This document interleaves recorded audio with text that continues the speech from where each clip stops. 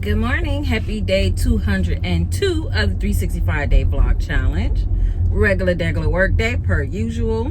So I did not get on my Kaufman stuff last night. I did watch the I had signed up for SCORE, had a webinar when we were in Atlanta, and I didn't get to watch it, but it was for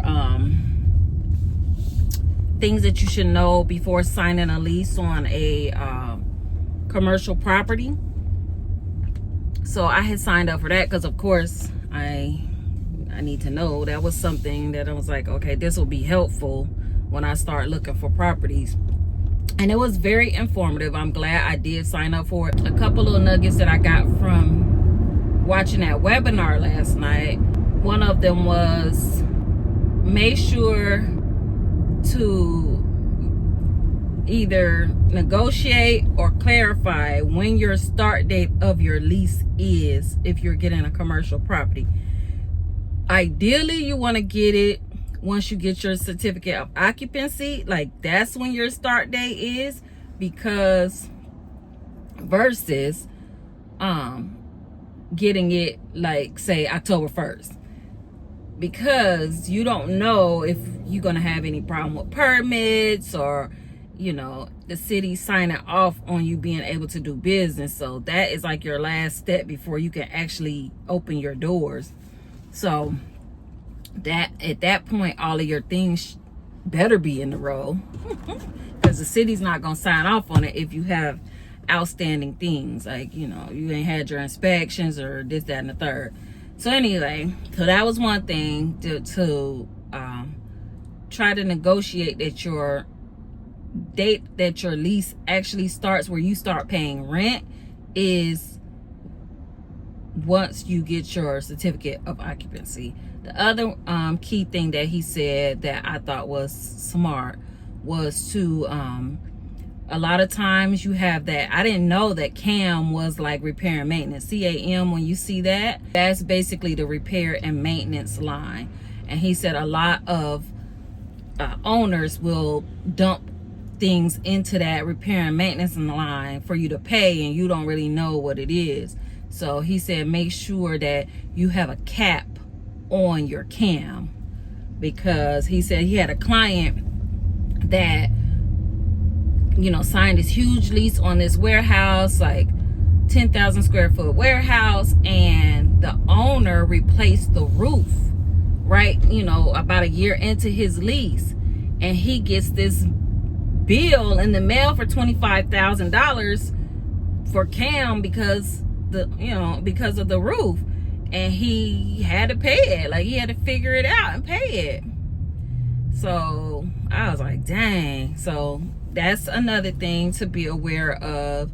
You want to make a list of your wants and needs. I'm letting you in, brother. Okay, well then keep going.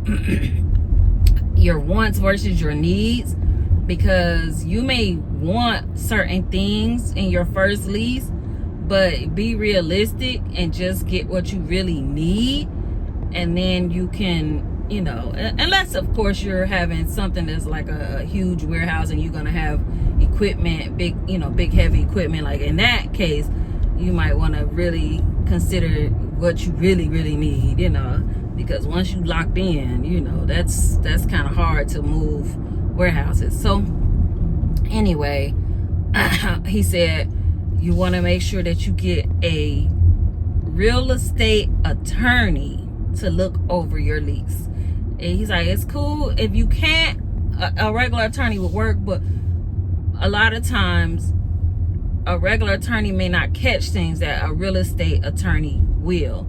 So get yourself a real estate attorney to review the lease before you sign it. And also, we back to this, get yourself a certified public accountant that specializes in real estate as well. He also talked about the differences in like triple net gross, modified gross, and there was one other one, which I did kind of do my research on the triple net, so I kind of understood that when you have a triple net, you basically paying for outside of the rent, you're paying other things. You're paying, maybe the maintenance, maybe the taxes, the insurance. Like, you're paying all the rest of that stuff on your own. All of the other things that go along with the building, water, electricity, you're paying everything on your own, plus the rent. The rent is the only thing that's included typically in a triple net, typically. But in a gross lease, it includes everything. Like, everything is pretty much included in that rent. So sometimes even the water and cable might be included. So just look at the numbers and just be careful, knowing that, okay, just because it's, maybe lower up on the per square foot price, don't forget all of those added costs depending on what type of lease it is. Whether it's a gross lease that covers every single thing and you don't have to pay nothing else on your own, or a triple net where you got to pay everything. And in that triple net is usually the CAM as well. Like, what is that? Common areas and maintenance, or common area maintenance, something like that, I think is what it stands for. What else? He did briefly talk about location, and he was like, going back to the wants and needs, just if you don't need a lot of foot traffic, it may be a good idea to get something off of the beaten path where they're charging a premium for retail space because of how much foot traffic it gets. So you may do better getting something that's like on a little side street if you're not dependent on getting, like, if you're an ice cream shop or something like that, or a retail store, you're dependent on getting those eyes on your brand. But if you just like a attorney's office or something, you don't necessarily need all of that foot traffic. You just need the space. So, just really take those things into consideration when you're doing your wants and needs assessment and what you're going to pay for generally. I made me a little bagel this morning. Look at that pink Tesla. Cool. So he also said never pay anything in advance, like before you sign your lease. Like, never pay like a fee to like hold the spot of the place or anything like that. Like, just never, before you sign lease, don't pay anything in advance. And there was one thing I was just thinking about that he said, if you get into trouble and like maybe the business don't work out, or you have to move unexpectedly, he was like, don't be afraid. He was like, just talk to the landlord. A lot of times they'll work something out with you versus them trying to chase you down for the money. Like, just let them know, like, okay, sometimes they'll work out a deal with you where they'll just, like, whatever it costs them for them to get you in that place, they'll, work with you to just pay that part, and, whatever it costs for them to advertise to get somebody else. Like, he was like, just talk to the landlord. If you have a situation, maybe you signed a 5-year lease and then 3 years in, you need to leave unexpectedly, or the business ain't working out. He was like, just talk to them early and often about what the situation is. He was like, most time, 9 times out of 10, the landlord will help you, and y'all can figure out together an alternative solution, even if it's like, okay, they'll extend out time for you to pay up to a certain point, like maybe give you a year to pay back whatever y'all come to an agreement, where you don't have to just keep shelling out money and be locked in. And he was saying that they, if you don't have a lot, like if you haven't been in business long, which you probably brand new, he said you definitely are going to have to give a personal guarantee on your lease, just because you don't have financials from the business to show good faith. Or he was like, even your personal credit and your personal tax tax returns, that's going to show somewhat, but they still, the business itself is not proven. So you need to be prepared to personally guarantee your lease. But like he said, like, just work with, and he said even in that personal guarantee, you can have it written into the lease where it's like, okay, you only want it to be personally guaranteed for the first 2 years of the 3-year lease. Things like that. Like, you can negotiate anything. You can negotiate anything and everything. So he was like, this is your opportunity to get what you want. And if, don't be afraid to negotiate, because at the end of the day, you want to make sure terms are favorable for you. You both need to win something out of this, but you don't want to walking away with the short end of the stick when it comes to the lease, because the landlord gonna make money. It don't matter. They're gonna make their profit one way or the other. But just make sure that the main things that will affect you, that you negotiate those things. Oh, I think I forgot. Did I say? Oh, the very first thing that he did say too, in that same regard, was get yourself a commercial realtor, because he said, say you call the number on the poster of the property, that person, just like if you're buying a house, you're not their priority. The owner of the property is their priority. Like, they want to get their client the most money.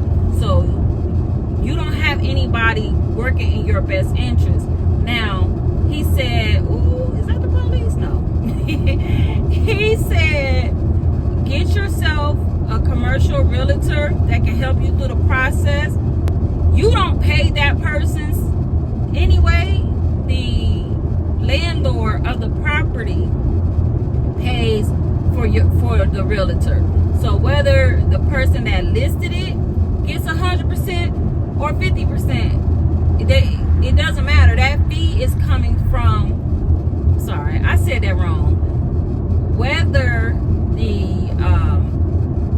if you don't get you somebody to help you, then 100% of that fee goes to the landlord's realtor, commercial realtor.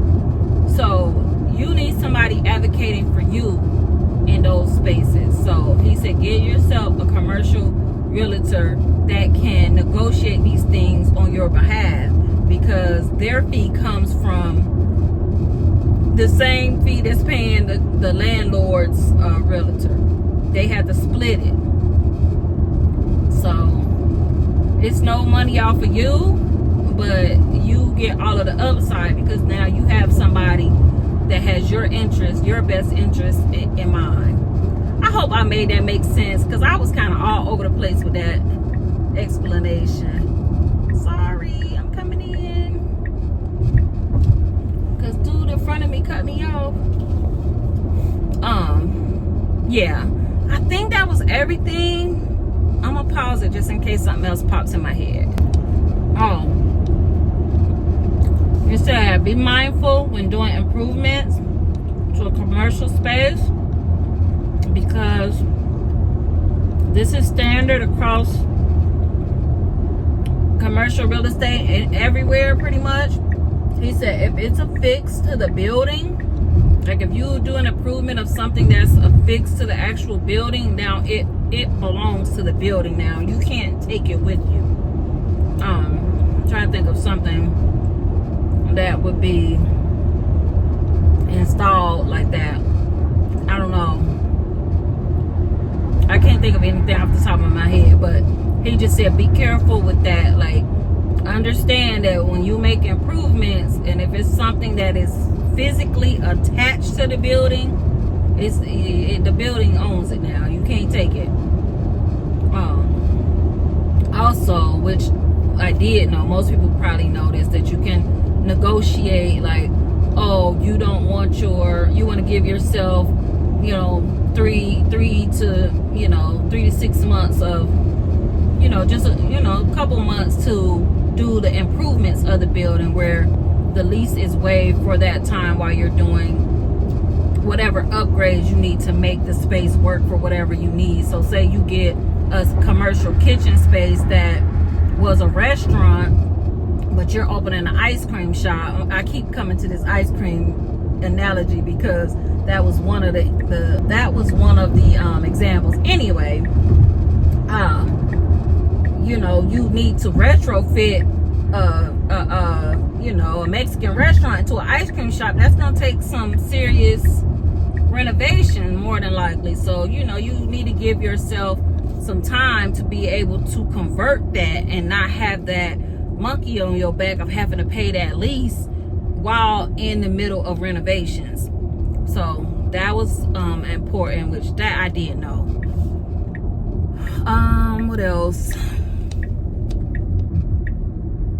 I think that's it. And we got here fast. Oh, couple of clauses that he said to make sure that you put into your lease contract were the length of time when the landlord can send you lease renewals and things like that. So that need to be spelled out, so they can't be like, oh, you got till tomorrow to decide to renew this lease or not, or, you know, the lease terms change. Also, the time in which you have to, so the time in which they need to respond to you for things like, oh, if you reach out to them to do some repairs and they don't respond within, 2 weeks, then, you have some recourse. So, right, he said, build those into your lease, the clauses of communication, so that when you gotta respond, it works in your favor, and when they gotta respond, it works in your favor. Come on, sir, get on out of the way now. Get on out of the way. Thank you. It was another clause that he said to add to. What was it? Was it when they respond? Yeah, I think that was pretty much it. So hopefully that was helpful to you. It was helpful to me, so it was worth the $10 to pay them. All right, let me get on out here. I'll talk to you later. All right, bye.